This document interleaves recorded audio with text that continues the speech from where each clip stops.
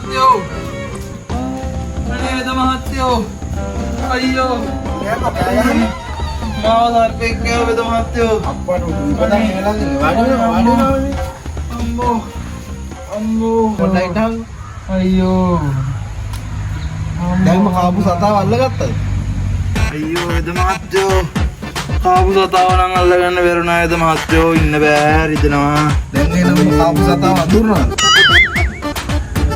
අයියෝ වේද මහත්තයෝ. අඳුරන මාව කන්නේ නෑ වේද මහත්තයෝ.